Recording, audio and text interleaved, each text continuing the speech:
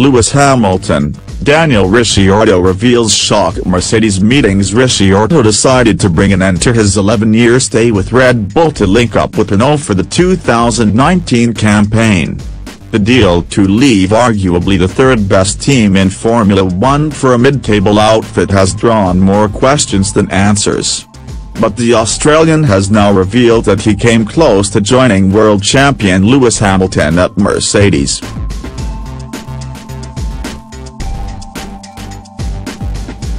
The 29-year-old met up with bosses of the Silver Arrows as they considered offloading Valtteri Bottas. Instead, they chose to extend the Finnish driver's contract by a further 12 months as Ricciardo joined Renault. I knew talks would take a bit of time, probably end again, trying to feel each other out, but it got to June, July and maybe we had spoken a few times and we hadn't really got anywhere, so if you want me tell me otherwise, I will move on. That's cool, Ricciardo told ESPN.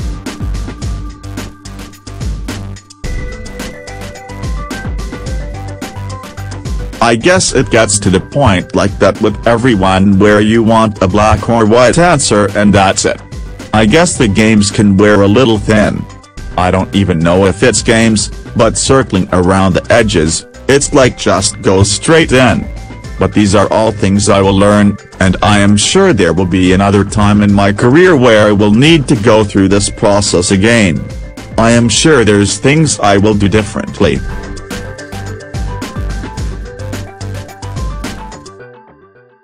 I don't necessarily have any regrets, it's all just a learning process.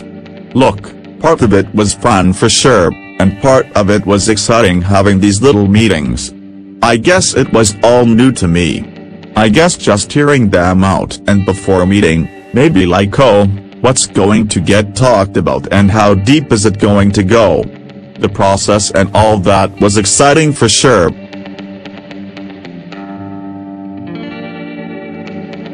I guess on one hand I had teams that really wanted me, and then on the other there were teams that were kind of half the foot in the door but not really, and so Mercedes and that. At times it was confusing for sure, and obviously you're trying to figure out what is real and what isn't, who's genuine and who is not. Again, that was exciting, but it does keep the mind ticking a little bit. The 2019 F1 season gets underway with the Australian Grand Prix on March 17.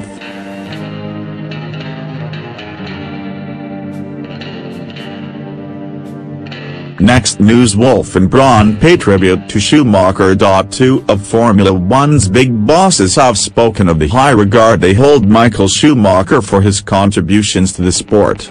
Toto Wolff has spoken out about the influence Schumacher had on the sport after Wolff was the German's team boss at Mercedes.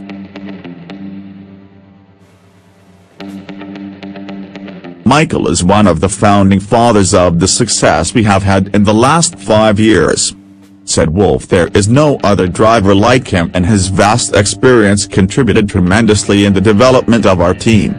He played a crucial role when we rejoined F1 and was one of the people who laid the foundation for our future success. We're extremely grateful for everything he did for us.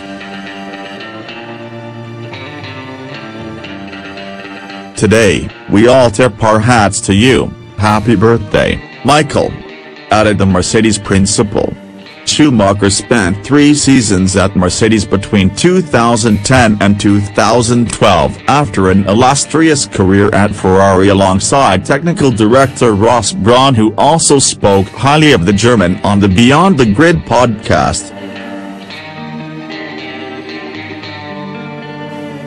Michael's work ethic, discipline and application just won everyone over. It raised the standard of the team in knowing what they could or should be doing, said Brawn, who also felt he had an impact on Schumacher. I think I had an impact, but Michael had just as much, even more impact on the team when he came and worked there.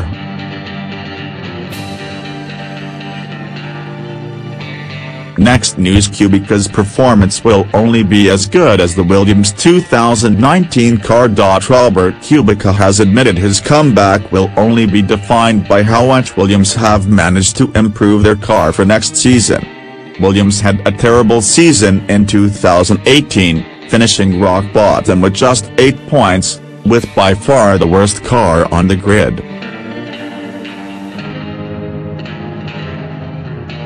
Kubica is returning to Formula One after a severe injury he sustained back in 2011, crashing a rally car and damaging his right hand as a result.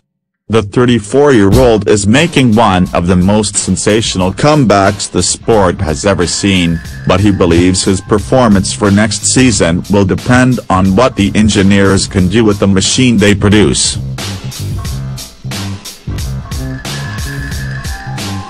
It's a difficult task and a very ambitious goal, but I think I'm well known for not taking on things that are light and easy, Kubica told Pressglad Sportowy newspaper. Whether it works or how close I am, much will depend on how I feel in the car and what the new car is like. How will it behave? This can greatly simplify or complicate the matter. Sergei Sorokin and Lance Stroll were the drivers for the British team last season, having to endure the aero inefficiencies and weaknesses of last season's FW41, and after using it during testing, Kubica described it as dancing with a partner who cannot dance. If a car does not perform as the driver expects, it is not even so much about the speed and lap times, but the feeling that it gives that can hinder the driver, Kubica concluded.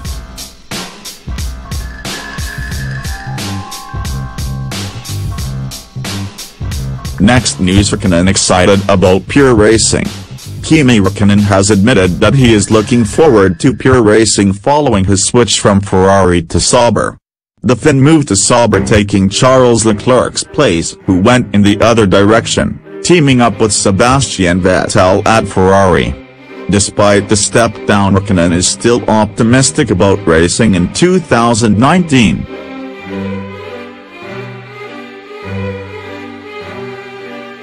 "I'm really looking forward to it," Räikkönen said.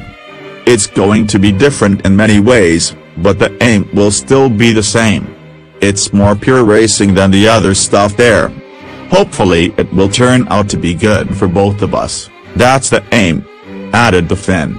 Räikkönen had to settle for playing second fiddle to Sebastian Vettel for most of his time at Ferrari, but never enjoyed huge amounts of success. Despite this, he's intent on being successful at Sauber.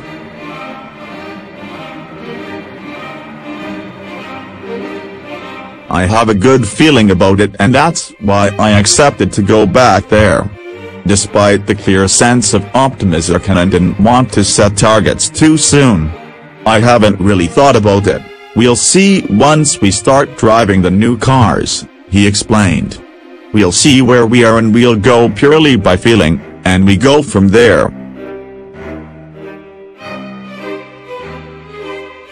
Next news: why Michael Schumacher quit F1. And why he returned. Ross Brawn has recounted the circumstances behind Michael Schumacher's departure from Formula One in 2006 and the reasons for his return with Mercedes 4 years later. Brawn was Ferrari's technical director at the time of Schumacher's first retirement, then played a key role in his return as Mercedes team principal.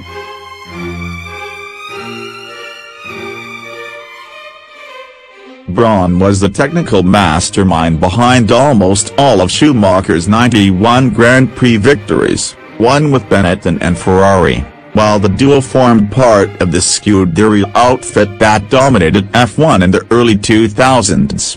Renault and Fernando Alonso broke the sequence in 2005, before another title win in 2006 played a part in convincing Schumacher his time was over.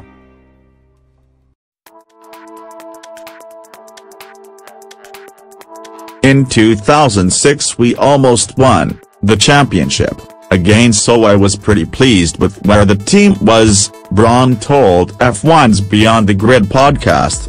Michael just said to me he was tired. He was hankering after being able to do other things that he couldn't do with the level of commitment and devotion he needed to give Formula One.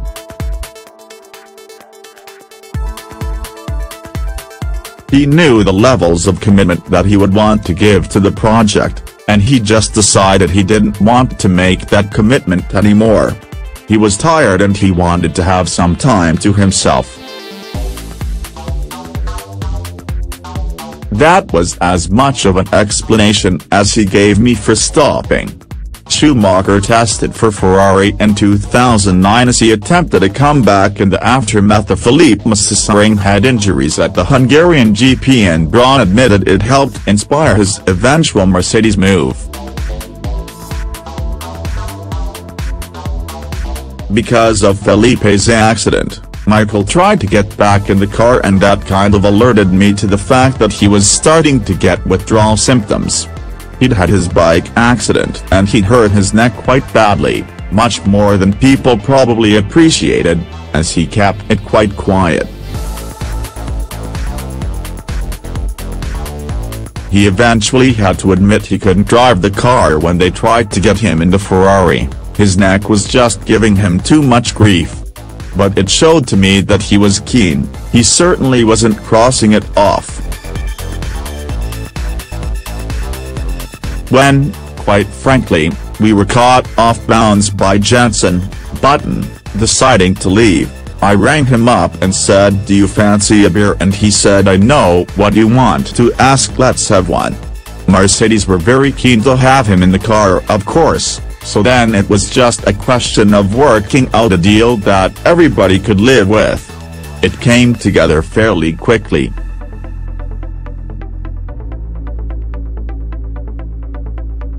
Thank you for watching the video. Be sure to share and subscribe to your channel to get the latest sports news around the world. Wished health and success. Goodbye.